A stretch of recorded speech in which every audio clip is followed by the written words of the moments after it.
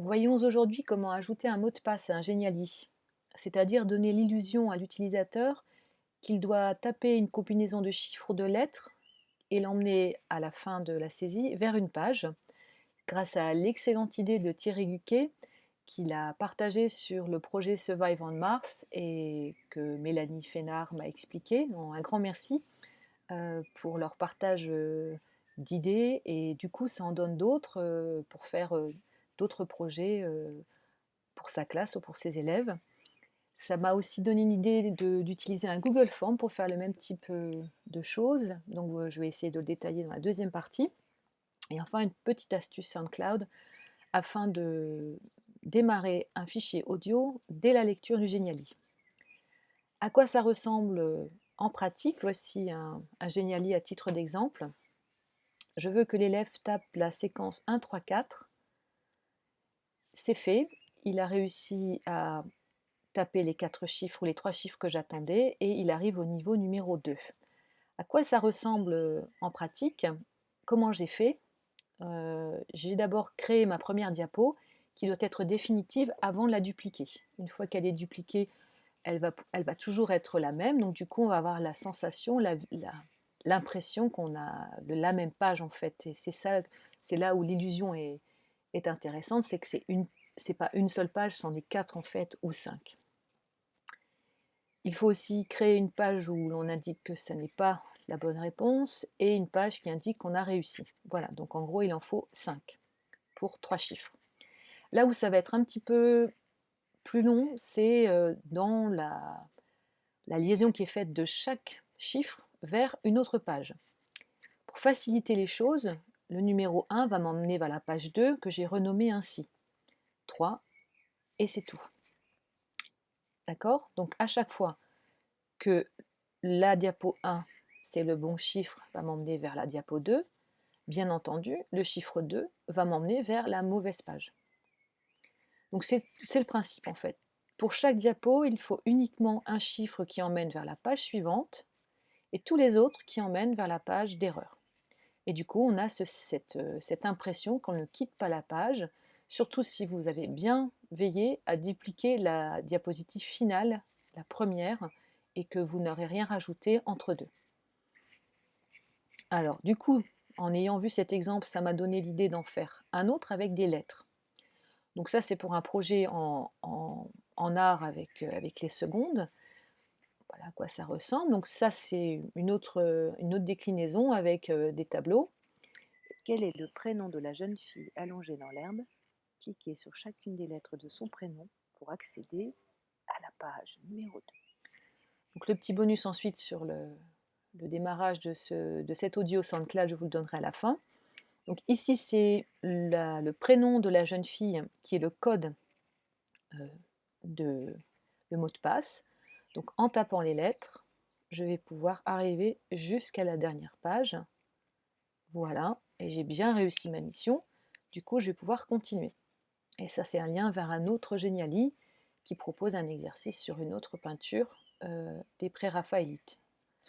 Donc, c'est vraiment pour que l'élève fasse son parcours. Alors, plus ou moins guidé, plus ou moins en autonomie, en devoir, ça dépend vraiment comment on veut l'utiliser.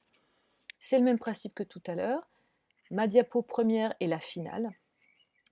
La première lettre, si vous avez bien vu maintenant, emmène vers la deuxième diapo.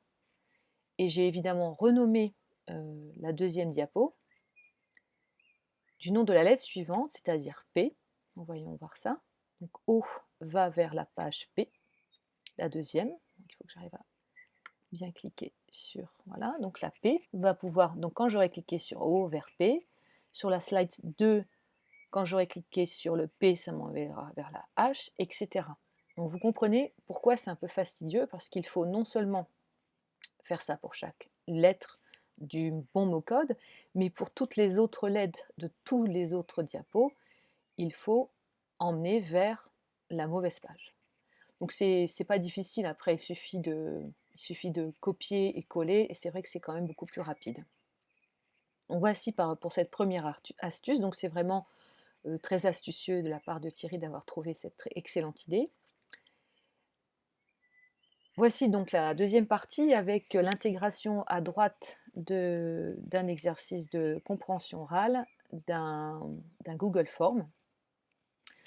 Alors tout d'abord, ce qui est intéressant, c'est qu'après avoir écouté la personne se présenter, je vais pouvoir tirer un certain nombre d'objets. Ici, ce sont des mots.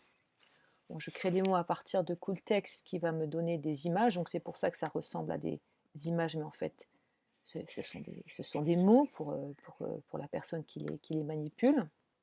Je demande à l'élève donc de me faire une capture d'écran et de la poster. Bon, ça, c'est pas ce qui nous intéresse aujourd'hui. C'est de voir comment on met un mot de passe dans les Google Forms. Donc là, ici, après avoir mis mon nom, je vais arriver sur la page numéro 2 qui me propose de taper un mot de passe. Et ce mot de passe, une fois qu'il sera correct, m'emmènera vers le lien de la page suivante. Alors voyons d'abord comment on met un mot de passe dans un Google Form. À droite ici, vous avez 3 petits points. Vous sélectionnez validation par la réponse. Vous choisissez s'il s'agit d'un texte, d'un nombre ou d'autre chose. Contient ou ne contient pas. Voici la réponse. Et j'ai mis un message d'erreur pour l'élève en anglais, à chaque fois qu'il se trompe. Donc ce qui est assez intéressant à savoir, c'est que ça, tout seul, c'est très facile de voir le mot de passe avec un simple clic droit, mais intégré dans Genially, là par contre, ça ne se verra pas. Donc quand on va avoir donné le mot de passe, on va ouvrir une autre page qui donne accès à cette adresse, qui est la page numéro 3 que l'élève ne voit pas, ne connaît pas puisque je ne l'ai pas encore partagée, et qui est pour l'instant encore en construction. Donc j'ai obtenu cette adresse en activant le mode pagination au départ et en copiant la page numéro 3 ainsi que tout le reste de l'adresse. Donc ça, c'est l'astuce qu'il faut connaître, de façon à ce que ça donne l'illusion que c'est des mots de passe. Il faut absolument désactiver la pagination. De cette façon, l'élève aura l'impression d'être toujours sur la même diapo, alors que ce n'est pas le cas. Donc ça, c'est un petit truc à savoir. Donc là, je ne sais pas ce qui s'est passé. On va essayer de faire un CTRL Z. Ça arrive. Donc je vais retirer ça. Je verrai ça tout à l'heure. Voilà. Donc ça, c'était pour le Google Form.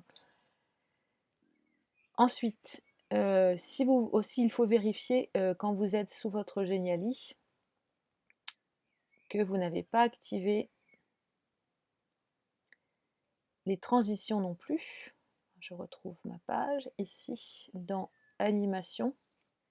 Vous faites en sorte que ça soit sans transition absolument. Donc sinon, vous aurez cette impression de pagination qui n'est pas judicieux pour le mot de passe.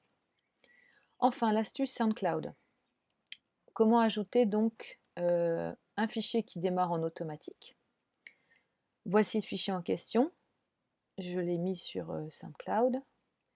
Je vais faire partager et je vais aller dans embarquer. Dans embarquer, il va falloir descendre un petit peu, plus d'options. Dans plus d'options, il va falloir cliquer activer l'écoute automatique. Et à ce moment-là, vous copiez ce code dans le Genially. Alors, encore une fois, je cherche l'éditeur. Il va falloir mettre l'audio à l'extérieur, ici, de la zone de travail. Donc, on ne voit pas quand le Genially démarre, mais on l'entend, ce qui donne un petit côté magique. Donc ici, si je veux intégrer le Genially, je vais coller le lien. Voilà. Et je vais le mettre. Quel est le prénom de la jeune fille allongée dans l'herbe?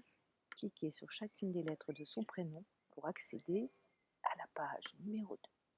Donc je vais bien vérifier, peu importe la taille, hein, mais qu'il est bien en dehors de la zone de travail. De cette façon, il est invisible quand vous lancez le Genially. Donc ça, c'est un petit truc sympa que j'ai dû rencontrer par hasard et que j'ai trouvé qu'il pouvait être intéressant pour utiliser en langue.